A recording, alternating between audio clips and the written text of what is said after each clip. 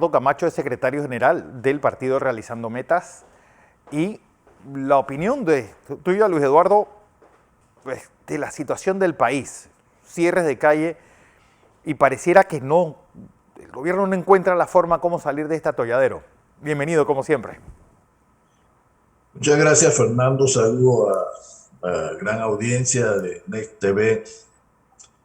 El problema es que el gobierno nacional, desde mi perspectiva, o no tiene claro cuál es el problema real del país o sencillamente no le importa. Digo esto porque hay una frase famosa de Albert Einstein que dice que la formulación del problema es más importante que el resultado. ¿Qué quiere decir esto? Que si tú no entiendes el problema, el resultado a que vayas a llegar a lo mejor no es el que estás buscando o el que necesitas. Para mí está claro que el gobierno no parece entender de manera alguna que el principal problema que tiene el país es el desempleo. Claro. Ciertamente que el desempleo es producto de varias situaciones, especialmente el tema de pandemia y tema de caída económica.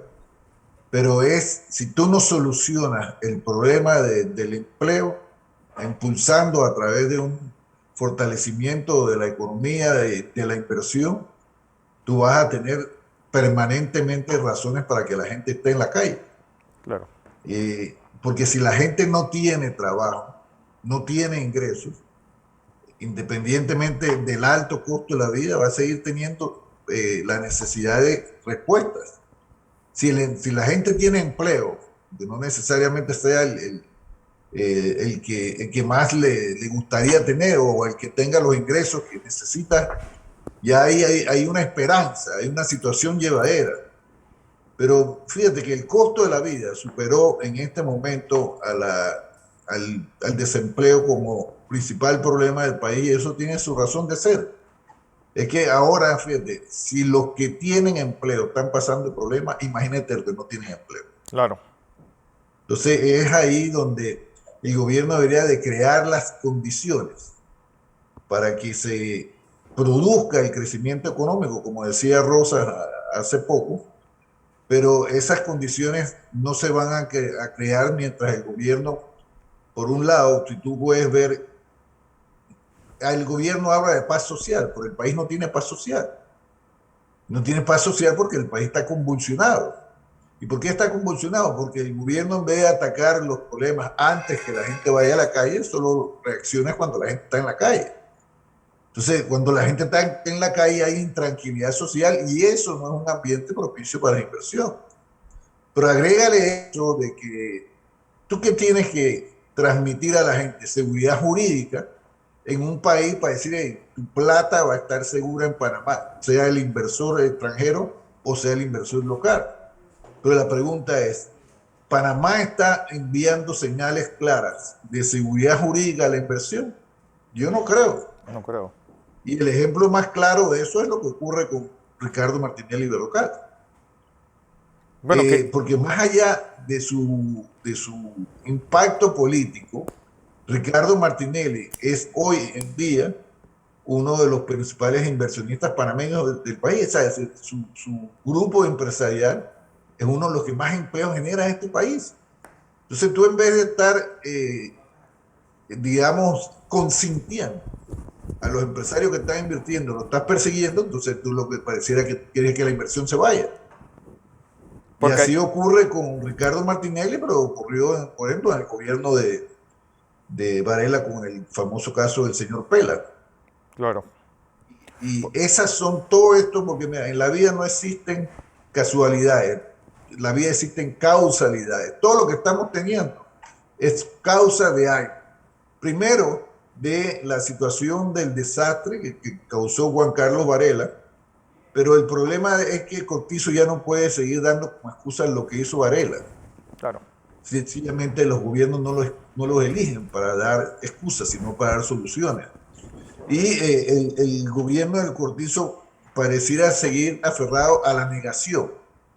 Mira, para mí está claro que el gobierno de Cortizo necesita un cambio ministerial urgente desde hace mucho, y no cosmético, sino profundo. Si no, mira, el caso más claro es el del ministro de Obras Públicas. Un perfecto desastre. Los proyectos que están bajo su cartera están prácticamente paralizados. Pero aparte de eso, este señor cada idea que saca es peor. Imagínate, inventarse, tener una aplicación para que saberlo para mí dónde están los huecos. Pues si el problema es que los huecos son la generalidad, no la excepción. Claro. Las calles están llenas de huecos. Yo no necesito que una aplicación me diga dónde están los huecos. Quizás el único hueco que le hace falta detectar es el que tiene allá los funcionarios en la cabeza de los funcionarios del Ministerio de Obras Públicas. Entonces, tú te imaginas, ese ministerio, que es un desastre, no, en materia de resolver un problema tan fácil de resolver como el de los huecos en la calle, es el encargado de los proyectos de inversión vial más grandes que hay en el país. El Cuarto Puente, por ejemplo. Sí. Y qué decirte del famoso túnel. Mira, al ritmo que vamos, nosotros vamos a tener, curiosamente se anunció con bombo y platillo que la línea 3 iba a estar lista en el 2026, pero por lo que yo estoy viendo, quizás estén los ramales del Chorrera, de Arreján Chorrera y el de Panamá, pero van hasta ahí, no vamos a poder cruzar porque no hay ni puente ni túnel. Ni túnel. Porque ayer escribiste, Luis Eduardo, un artículo donde te hacías la pregunta, si imperará el Estado de Derecho o las presiones de grupos políticos y económicos dentro del Tribunal Electoral. Es que lamentablemente, y volvemos al punto, aquí se necesita confianza en la inversión y se necesita sobre todo gente que esté dispuesta a invertir. Aquí te reitero, Ricardo Martinelli, no porque sea el presidente de Realizando Metas, sino porque es la realidad que nadie puede negar. Es uno de los inversionistas locales más grandes, y no el más grande, uno de los más grandes. Es uno de los mayores generadores de empleo. Entonces, ahora estamos, fíjate, hace unos meses, la hueva Loíza Martínez, en ese proceso de persecución política contra Ricardo Martinelli, pretendió levantarle el fuero en dos procesos que ellos todos sabemos cómo se inventaron en la administración de Juan Carlos Varela, uno de New Business y otro en el tema de Odebrecht. Y esa solicitud, y te quiero hacer un alto, el tema de la primera realidad es que, fíjate, Ricardo Martinelli fue extraditado por Panamá de los Estados Unidos por el proceso de pinchazo que lo llevó a dos juicios y en los dos salió inocente. Esa extradición hizo amparada en un tratado entre Panamá y Estados Unidos que tiene un principio de especialidad que te dice que Estados Unidos extraditó a Panamá a Ricardo Martinelli para que fuera procesado en razón de esos delitos que le había sido solicitado en el tema del pinchazo y que no podía, una vez trasladado Ricardo Martinelli a Panamá, no podían procesarlo por ningunos supuestos hechos anteriores a su extradición. O sea, si lo que haga Ricardo Martinelli ahora es otra cosa, si lo que haga o no haga, lo que supuestamente ellos habían dicho, no podían procesarlo. Pero sin embargo, aquí la seguridad jurídica, imagínate, si eso se lo hacen a un expresidente, ¿qué pasa con cualquier ciudadano? El hombre de la calle. Invertir? Entonces, esa situación está se levanta, entonces una juez concede el levantamiento del fuero penal electoral. Dos de los tres magistrados posteriormente revocan ese fallo, argumentando dos cosas muy fundamentales. La primera, que la juez que concedió el levantamiento del fuero no había motivado su decisión. Y de acuerdo pues a temas jurídicos, no motivar la decisión es una forma de obstruir la defensa que tú puedes hacer frente a esas decisiones.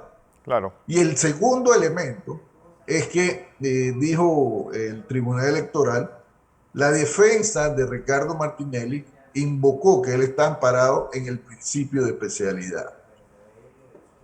Y que la contraparte, es decir, la juez que solicitaba el levantamiento del fuero penal electoral, no había aportado ningún documento que contradiciera lo que la defensa estaba señalando.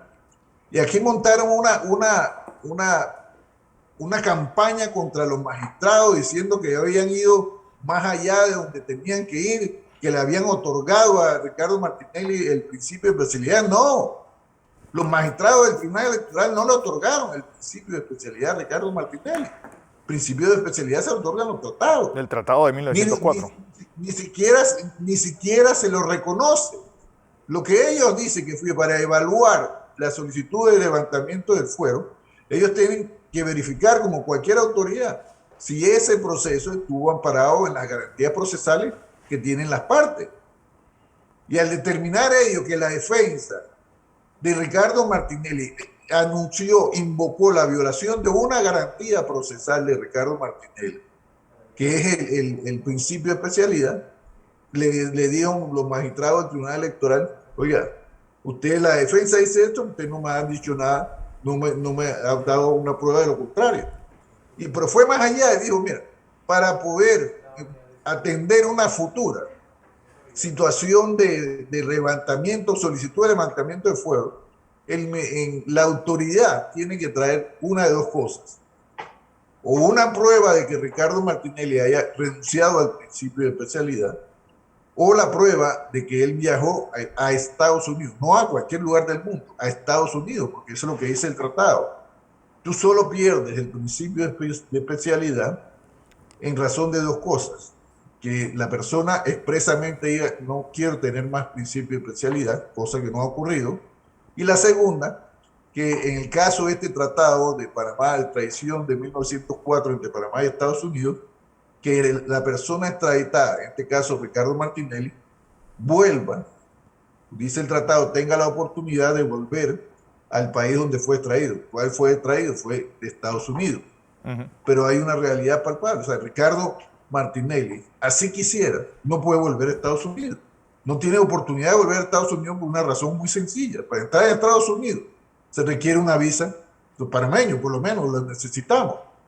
Y Ricardo Martinelli, la visa hacia Estados Unidos le fue revocada, porque cualquiera sabe, que tenga conocimiento, pues, que cuando tú eres deportado, extraditado de Estados Unidos, sacado del país, automáticamente te revocan la visa.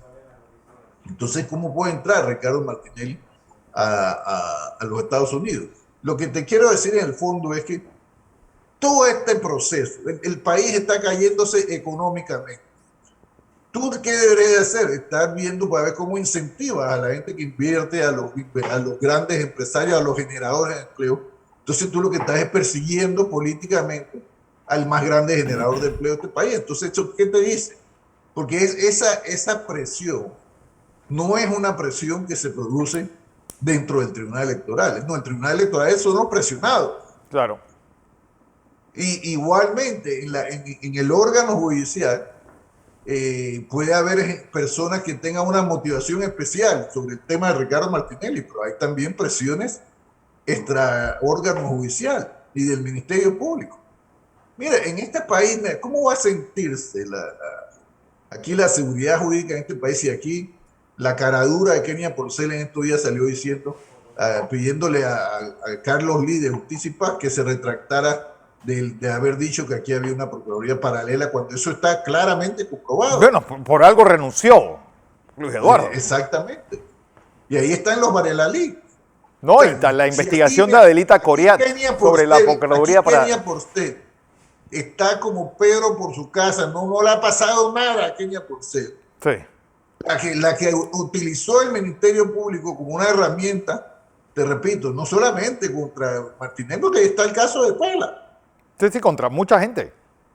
Entonces, ¿cómo va a venir alguien a invertir en este país si en este país todavía, lamentablemente, la justicia sigue siendo utilizada no para hacer justicia, sino para perseguir políticamente o económicamente? Porque la persecución no solamente se da por razones políticas, se da por intereses económicos. Claro. Y claramente que hay intereses políticos que se alinearon contra Ricardo Martinelli, y hay intereses económicos que también se han alineado contra Ricardo Martinelli y otras personas que creen, por ejemplo, que aquí todos debemos pagar impuestos. No unos sí, ni otros no. Y no solamente tenemos que pagar impuestos, sino que tenemos que pagar el impuesto que nos corresponde. Porque fíjate, en el caso de Ricardo Martinelli, él no solamente es como empresa uno de los mayores contribuyentes del Estado, sino que él mismo como persona. Para dar el ejemplo, es uno de los mayores contribuyentes que hay en este país.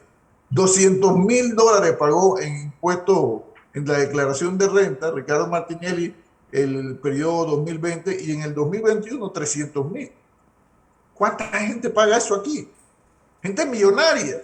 Cuando tú sabes perfectamente, Fernando, que aquí hay gente que es millonaria, que paga menos impuestos que tú y que yo. Uf. Entonces, esas son las distorsiones que Ricardo Martinelli combatió y por eso lo persiguen. No solamente intereses políticos, sino intereses económicos que no le interesa nada con este país. Quieren que el país se mantenga en el país de los pobres, el que mucho tiene y el que nada tiene. Y eso no nos conviene a nadie y por eso que nosotros, lamentablemente, yo creo que el presidente Cortizo llegó a hacer las veces de bombero, porque los bomberos que había dejado lo que estaba echando era gasolina. Luis Eduardo Camacho, gracias, secretario general del partido Realizando Metas, y su opinión Bueno, muchas sobre gracias. la coyuntura actual.